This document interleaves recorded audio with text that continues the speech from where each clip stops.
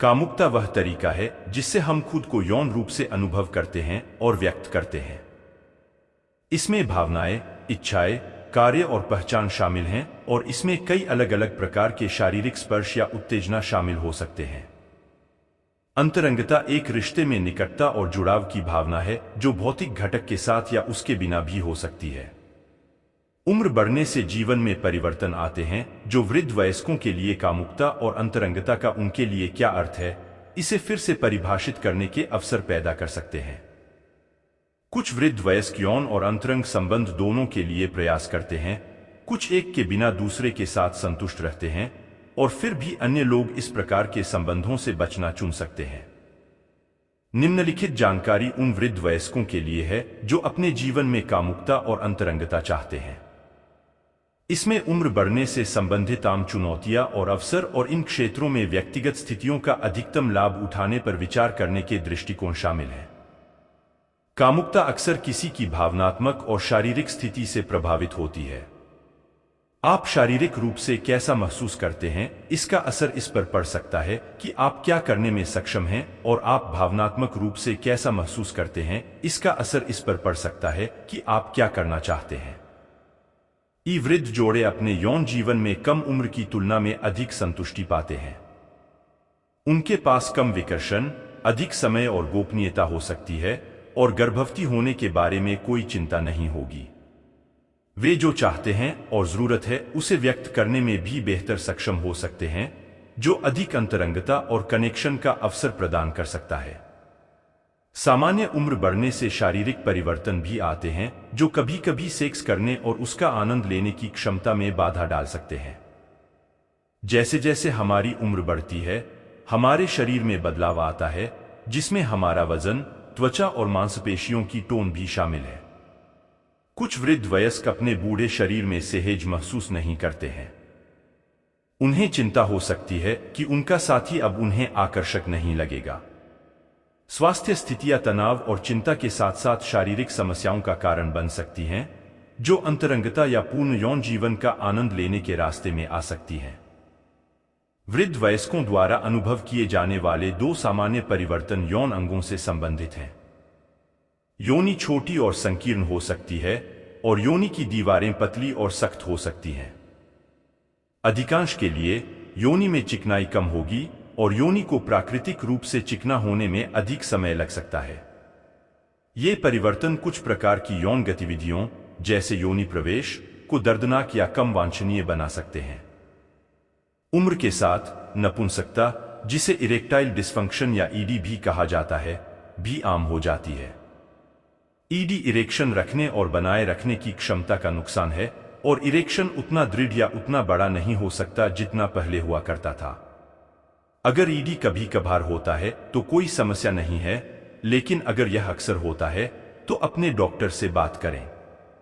रजोनिवृत्ति एक और परिवर्तन है जो वृद्ध वयस्कों में कामुकता और अंतरंगता को प्रभावित कर सकता है। एक महिला के रजोनिवृत्ति संक्रमण के दौरान, जो कई वर्षों तक चल सकता है और 12 महीनों में मासिक धर्म न होने पर समाप्त हो सकता है, विभिन्न प्रकार के लक्षण हो सकते हैं। इनमें गर्म चमक, गिरने और सोते रहने में परेशानी और मूड में बदलाव शामिल हो सकते हैं। सेक्स करने की इच्छा बढ़ भी सकती है और घट भी सकती है। गर्म चमक या अन्य रजोनिवृत्ति लक्षणों के इलाज के लिए हार्मोन थेरेपी का उपयोग करने वाली महिलाएं यौन रुचि और ड्राइव में काफी वृद्धि का अनुभव कर सकती हैं।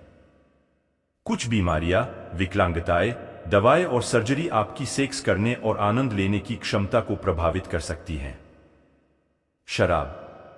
बहुत अधिक शराब पुरुषों में इरेक्शन की समस्या पैदा कर सकती है और महिलाओं में ऑर्गेज्म में देरी कर सकती है। वात रोग। गठिया के कारण जोड़ों का दर्द यौन संपर्क को असहज बना सकता है। व्यायाम, दवाएं और संभवतः संयुक्त प्रतिस्थापन सर्जरी इस दर्द से राहत दिलाने में मदद कर सकती है। आराम, गर्म स्नान और यौन क्रिया की स्थिति या समय बदलना सहायक हो सकता है। पुराने दर्द अंतरंगता में बाधा डाल सकता है। इससे थकान और थकावट भी हो सकती है, जिससे सेक्स में थोड़ी ऊर्जा या रुचि रह जाती है। क्रोनिक दर्द उम्र बढ़ने का हिस्सा नहीं है और अक्सर इसका इलाज किया जा सकता है। लेकिन कुछ दर्द निवारक दवाएं यौन क्रिया पर प्रभाव डालती हैं। यदि आपको किसी दवा से दुष्प्रभाव हो तो हमेशा अपने स्वास्थ्य देखभाल प्रदाता से बात करें। पागलपन। कुछ प्रकार के मनोभ्रंश से पीड़ित लोग सेक्स और शारीरिक निकटता में बढ़ी हुई रुचि दिखा सकते हैं, लेकिन वे यह निर्णय लेने में सक्षम नहीं हो सकते हैं कि उचित यौन व्यवहार क्या है। गंभीर मनोभ्रंश से पीड़ित लोग अपने जीवन साथी या साथी को नहीं पहचान सकते, लेकिन फिर भी यौन संपर्क की इच्छा कर सकते हैं। वे कभी कभी किसी और के साथ भी इसकी तलाश कर सकते हैं। यह भ्रमित करने वाला और कठिन हो सकता है कि इस स्थिति को कैसे संभाला जाए। मनोभ्रंश देखभाल में प्रशिक्षण प्राप्त डॉक्टर, नर्स या सामाजिक कार्यकर्ता से बात करना सहायक हो सकता है। अवसाद। जिन गतिविधियों में आप आनंद लेते थे, जैसे अंतरंगता और यौन गतिविधि, उनमें रुचि की कमी अवसाद का लक्षण हो सकती है। यदि आपको लगता है कि आप उदास हैं, तो संभावित उपचारों के बारे में अपने स्वास्थ्य देखभाल प्रदाता से बात करें जो इच्छा में और हस्तक्षेप नहीं करेगा। मधुमेह। यह उन बीमारियों में से एक है जो ईडी का कारण बन सकती हैं।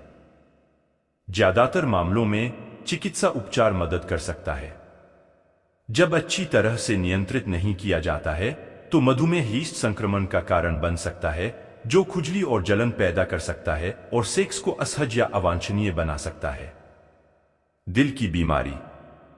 धमनियों के सिकुड़ने और सख्त होने से रक्त वाहिकाएं बदल सकती हैं, जिससे रक्त स्वतंत्र रूप से प्रवाहित नहीं हो पाता है। कुछ लोगों के लिए उत्तेजित होने में अधिक समय लग सकता है और इरेक्शन बनाए रखना या बनाए रखना मुश्किल हो सकता है। परिणामस्वरूप इससे ऑर्गेज्म प्राप्त करना मुश्किल हो सकता है। जिन लोगों को दिल का दौरा पड़ा है या उनके साथी को डर हो सकता है कि सेक्स करने से एक और हृदय संबंधी घटना हो सकती है। हालांकि यौन गतिविधि आमतौर पर सुरक्षित है, फिर भी हमेशा अपने डॉक्टर की सलाह का पालन करें। असंयम। जैसे जैसे लोगों की उम्र बढ़ती है, मूत्राशय पर नियंत्रण खोना या मूत्र का लीक होना आम बात है। सेक्स के दौरान पेट पर अतिरिक्त दबाव के कारण पेशाब लीक हो सकता है। स्थिति बदलने या सेक्स से पहले और बाद में मूत्राशय को खाली करने से इसमें मदद मिल सकती है। अच्छी खबर यह है कि असंयम का इलाज चिकित्सा उपचार, मूत्राशय नियंत्रण प्रशिक्षण और व्यवहार और जीवन शैली में बदलाव के साथ किया जा सकता है। औषधियां। कुछ दवाएं ऐसे दुष्प्रभाव पैदा कर सकती हैं जो सेक्स में बाधा डालती हैं, जैसे ईडी, स्खलन में कठिनाई, उत्तेजना और संभोग सुख में कठिनाई, यौन इच्छा में कमी और योनि का सूखापन। जो दवाएं इन समस्याओं का कारण बन सकती हैं, उनमें कुछ रक्तचाप की दवाएं, एंटीहिस्टामाइन, अवसादरोधी दवाएं और अन्य मानसिक स्वास्थ्य स्थितियों के लिए दवाएं, शामक दवाएं, पार्किंसंस रोग या कैंसर के लिए दवाएं, भूख दबाने वाली दवाएं और अल्सर विरोधी दवाएं शामिल हैं। यदि आप इनमें से किसी भी दुष्प्रभाव का अनुभव करते हैं, तो अपने स्वास्थ्य देखभाल प्रदाता से जांच करें कि क्या कोई अलग दवा है जिसे आप ले सकते हैं। मोटापा। अधिक वजन या मोटापे से ग्रस्त वयस्कों में स्तंभन समस्याओं का खतरा बढ़ जाता है। पेरोनी रोग।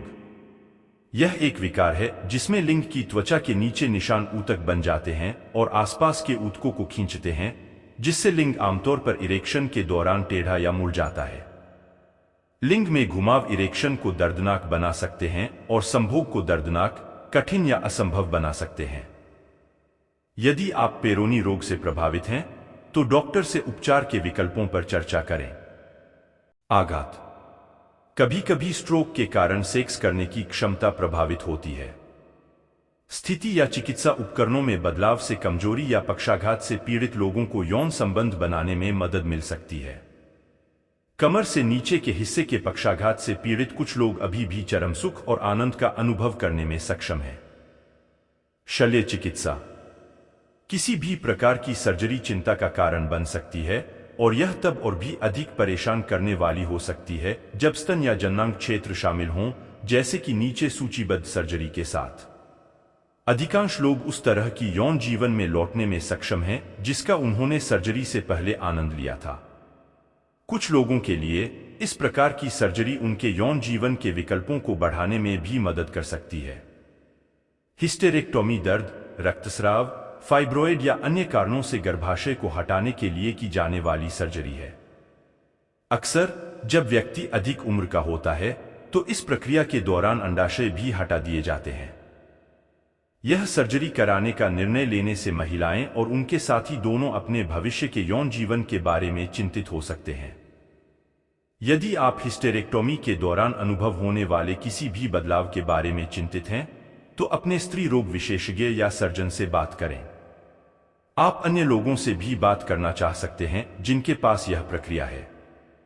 स्तन कैंसर या कैंसर की रोकथाम के लिए अक्सर स्तन के पूरे हिस्से या पूरे स्तन को निकालना मास्टेक्टोमी कहलाता है। इस सर्जरी के कारण कुछ लोगों की यौन रुचि कम हो सकती है या इससे उन्हें कम वांछनीय या आकर्षक महसूस हो सकता है। यदि आप स्तन पुनर्निर्माण पर विचार कर रहे हैं, तो आप अपने कैंसर स्वास्थ्य देखभाल प्रदाता या सर्जन से इस पर चर्चा कर सकते हैं। अपने डॉक्टर से बात करने के अलावा कभी-कभी उन अन्य लोगों से बात करना उपयोगी होता है जिनकी यह सर्जरी हुई है। प्रोस्टेटेक्टोमी वह सर्जरी है जिसमें प्रोस्टेट के पूरे हिस्से या उसके कुछ हिस्से को हटा दिया जाता है, आमतौर पर कैंसर या बढ़े हुए प्रोस्टेट के कारण। इससे मूत्र असंयम या ईडी हो सकता है। यदि आपको इस ऑपरेशन की आवश्यकता है, तो सर्जरी से पहले अपनी चिंताओं के बारे में अपने स्वास्थ्य देखभाल प्रदाता से बात करें। कुछ लोगों के लिए यौन समस्याओं के बारे में अपने स्वास्थ्य देखभाल प्रदाता से बात करना असहज महसूस हो सकता है। यह याद रखना महत्वपूर्ण है कि ये ऐसे विषय हैं जिनके बारे में आपके डॉक्टर को सबसे प्रभावी ढंग से आपका इलाज करने के लिए सुनने की जरूरत है। आप नर्स या चिकित्सक जैसे अन्य शारीरिक और मानसिक स्वास्थ्य पेशेवरों से बात करने पर भी विचार कर सकते हैं। कई स्वास्थ्य देखभाल प्रदाता अब ऑनलाइन रोगी पोर्टल का उपयोग करते हैं, जिसके माध्यम से लोग अपनी स्वास्थ्य देखभाल टीम के साथ चर्चा शुरू करने में अधिक सहज महसूस कर सकते हैं।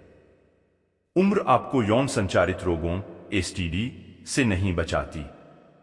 यौन रूप से सक्रिय वृद्ध लोगों को सिफिलिस, गोनोरिया, क्लैमाइडियल संक्रमण, जननांग दाद, हेपेटाइटिस बी, जननांग मस्सा और ट्राइकोमोनियसिस सहित बीमारियों का खतरा हो सकता है। जो लोग यौन रूप से सक्रिय हैं, चाहे उनकी उम्र कुछ भी हो, एचआईवी से संक्रमित होने का खतरा हो सकता है, वह वायरस जो एड्स का कारण बनता है। वास्तव में एचआईवी एड्स से पीड़ित वृद्ध लोगों की संख्या बढ़ रही है।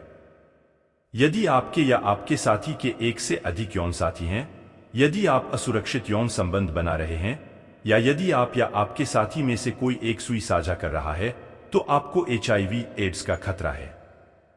अपनी सुरक्षा के लिए योनि या गुदा सेक्स के दौरान हमेशा कंडोम का उपयोग करें और मौखिक सेक्स के दौरान डेंटल डैम या अन्य अवरोधक विधि का उपयोग करें।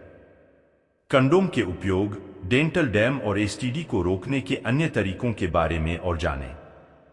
अपने स्वास्थ्य देखभाल प्रदाता से अपने नियमित जांच के दौरान एसटीडी और संक्रमण से खुद को बचाने के तरीकों के बारे में बात करें और यदि आपको यात्राओं के बीच कोई चिंता है। याद रखें, जोखिम उठाने के लिए आप कभी भी बूढ़े नहीं होते हैं। जो लोग समलैंगिक, उभयलिंगी, ट्रांसजेंडर या क्वीर जैसे यौन और लैंगिक अल्पसंख्यक (एसजीएम) समूह के हिस्से के रूप में पहचान करते हैं, उन्हें बाद के जीवन में कामुकता के साथ अतिरिक्त कठिनाइयों का अनुभव हो सकता है।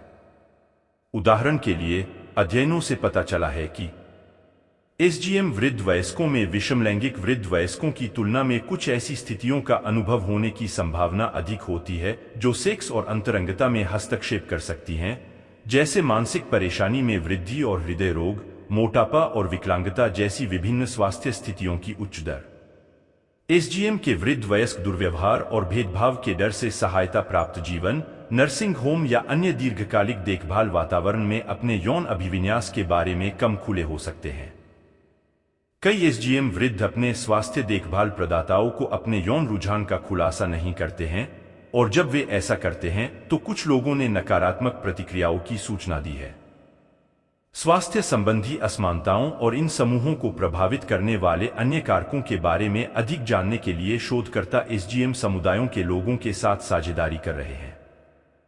उदाहरण के लिए, ageing with pride, national health, ageing, sexuality and gender study, आंशिक रूप से एनआईए द्वारा वित्त पोषित एक दीर्घकालिक प्रयास है जिसमें एसजीएम की उम्र बढ़ने, स्वास्थ्य और कल्याण को बेहतर ढंग से समझने के लिए 2000 से अधिक वृद्ध वयस्क शामिल हैं। आबादी और उनके परिवार वर्षों तक अपनी पहचान छुपाने और अन्य कारक तनाव और भय का कारण बन सकते हैं, जिससे एसजीएम वृद्धों के लिए डॉक्टरों या अन्य स्वास्थ्य देखभाल प्रदाताओं के साथ खुलकर बात करना मुश्किल हो सकता है। यदि आप अपने डॉक्टर से बात करने में सहज नहीं हैं, तो नर्स या चिकित्सा सहायक जैसे किसी अन्य चिकित्सा पेशेवर से बात करना सहायक हो सकता है। संवेदनशील विषयों पर अपने डॉक्टर से बात करने के बारे में जानें। कई संगठन प्रदाता निर्देशिकाएं बनाए रखते हैं जो लोगों को उचित अनुभव और विशेषज्ञता के साथ स्थानीय स्वास्थ्य देखभाल प्रदाताओं से जोड़ने में मदद कर सकते हैं, जैसे सीडीसी की एलजीबीटी स्वास्थ्य सेवाएं और ट्रांसजेंडर स्वास्थ्य के लिए विश्व पेशेवर संघ। नीचे सूचीबद्ध संगठनों के पास एसजीएम वृद्ध वयस्कों के लिए उपयोगी जानकारी भी हो सकती है। सक्रिय और आनंददायक यौन जीवन के लिए आप कुछ तरीके अपना सकते हैं। यदि आपका कोई साथी है, तो आप जो बदलाव अनुभव कर रहे हैं उसके बारे में उनसे खुलकर बात करें और खुद को या अपने साथी को दोष न देने का प्रयास करें। एक दूसरे का आनंद लेने और आप दोनों जिन परिवर्तनों का सामना कर रहे हैं उन्हें समझने के लिए समय निकालें। आपके जीवन में यह समय अधिक घनिष्ठ संबंध बनाने और अपने यौन संबंधों को नए तरीके से तलाशने का अवसर हो सकता है। आपको अकेले या अपने साथी के साथ किसी चिकित्सक से बात करना भी मददगार लग सकता है।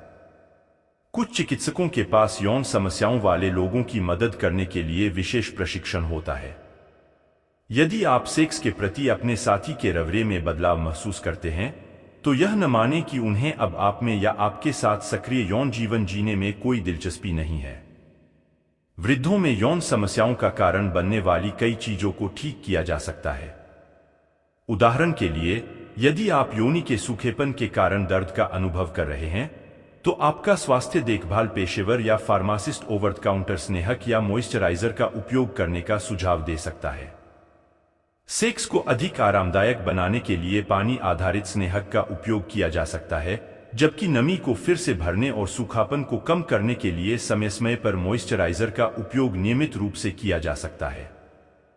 आपका प्रदाता प्रिस्क्रिप्शन हार्मोन का भी सुझाव दे सकता है, जैसे कि योनि एस्ट्रोजन या गैरहार्मोन दवाएं जो दर्दनाक सेक्स के इलाज के लिए अमेरिकी खाद्य एवं औषधि प्रशासन द्वारा भी अनुमोदित हैं।